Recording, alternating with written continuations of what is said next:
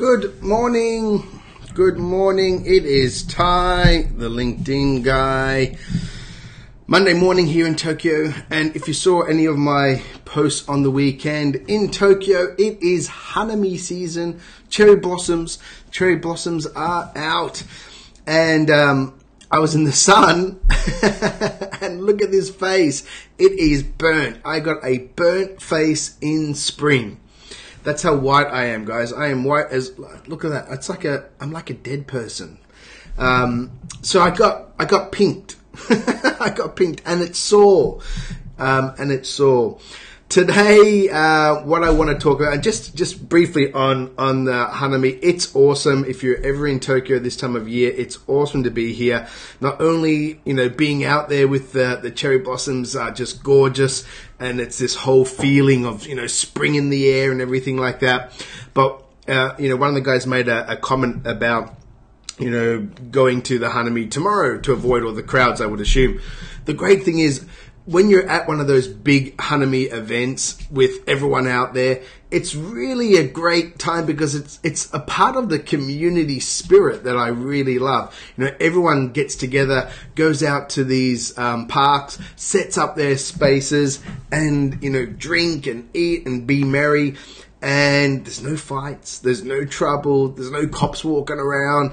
It's just this, atmosphere of enjoyment. And it's really a great time to see Japanese community and Japanese society and that collective shared experience. It's just awesome. So, don't see the crowds as, that's you can't enjoy it. It's the opposite. It's totally enjoyable because you're building up that community spirit, which is just great. That's why things operate so smoothly here in Tokyo.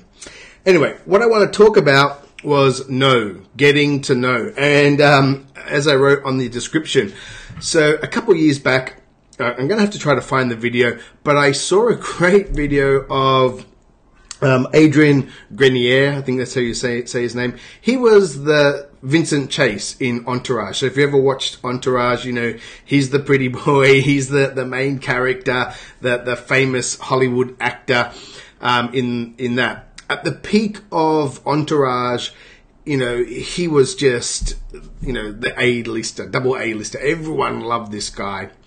And it was really interesting because I saw a reality show or a part of a reality show or documentary, and it followed him around.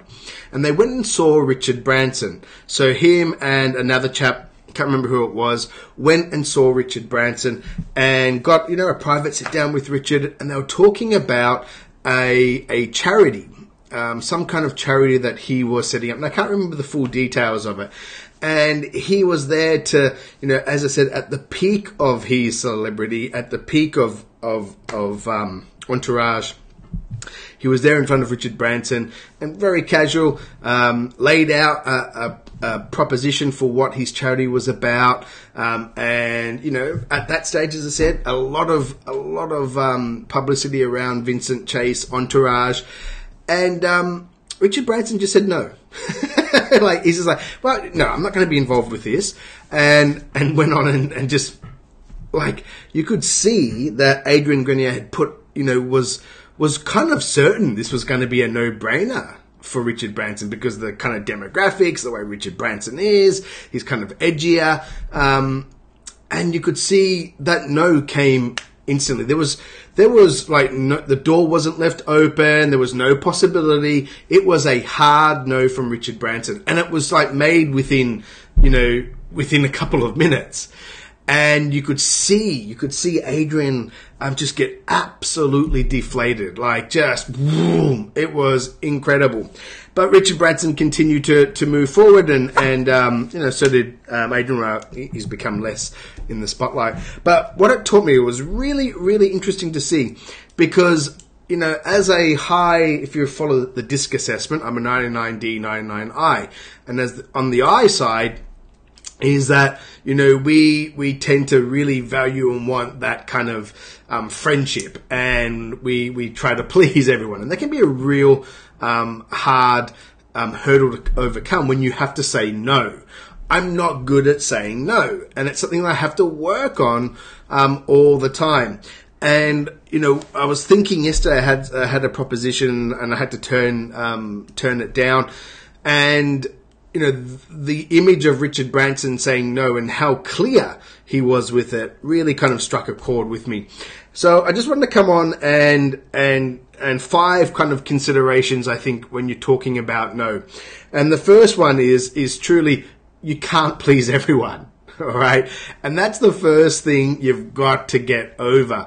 The fact is, you simply cannot please everyone. So once you acknowledge that, truly acknowledge that, and truly take that on, this is one way of becoming, making it easier for you to say no. Just know that you cannot please everyone. So no matter how many yeses you say, how often you compromise yourself, or do something for someone else to help them because you're a little bit afraid to say no, you cannot please everyone. The other consideration, by saying no to things, what you're actually saying is yes to other opportunities. By saying no to this opportunity means it's allowing you to say yes to other opportunities. And you've got to keep that in mind.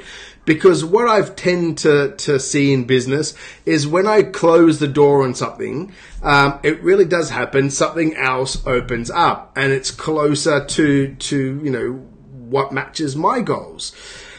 So when I say no to someone now, I really think, okay, this is a no for this opportunity, but it's allowing me to say yes for something else, and really, really believe that. The whole idea that, this comes around once in a blue moon, or this is a one in a life opportunity. It's not.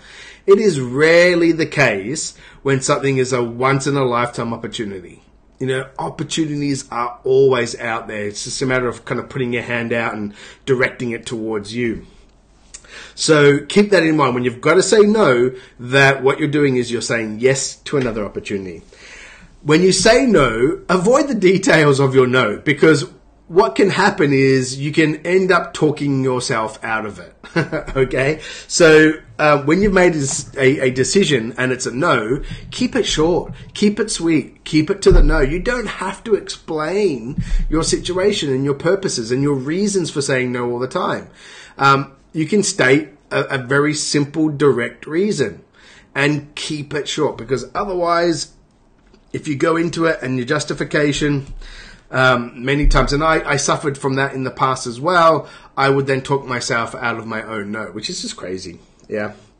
The other consideration is know the tactics that other people use to get you to a yes. Okay? Know them. Study them. Not only that, if there's certain people that tend to get you to yes more than others when you really want to say no, study that. Don't allow yourself to be manipulated, right? And this can not only for business, but your personal life, maybe your family members, your kids, your wife, your parents, in particular.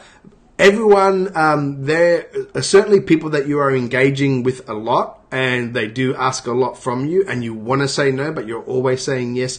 Just look at the tactics that they're using to get you there. Be aware of them, and then you're able to stop it at the pass, and you're able to reduce yourself being manipulated, right? Because certain people do things a certain way. The other tactic to use when you give your no is offer an alternative. Okay, offer an alternative. So rather than just saying no sometimes, and it may be seen as you haven't really put thought into it, having saying no and providing them with an alternative solution, it can really show them that you've considered this, and this is not just a spur of the moment no and out of a personal vendetta or whatever they're going to read into your no. Have an alternative, and sometimes it can be really simple, right? It can be really simple. It may be, and I did a post in my group the other week about saying no to clients. And, you know, obviously in your business, if there's stuff that you can't do, but you don't want to lose that client, or you want to be seen as someone of helpful for that client, start to build out your referral partners, right?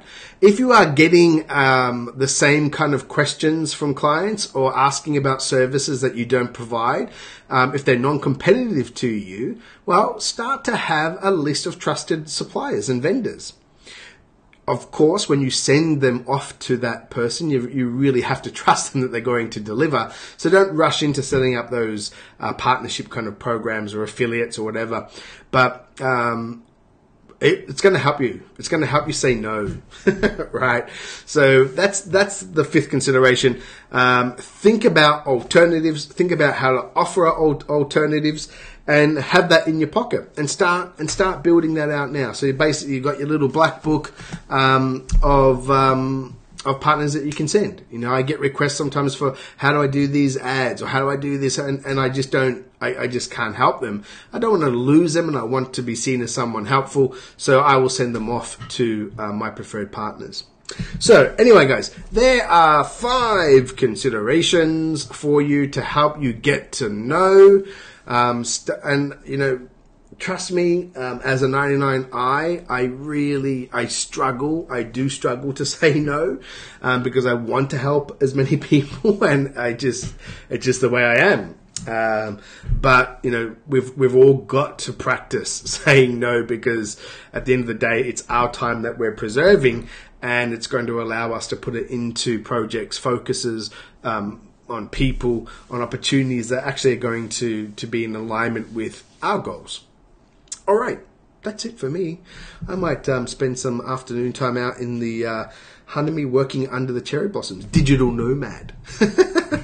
Digital nomad. Take my phone outside. That's my digital nomad.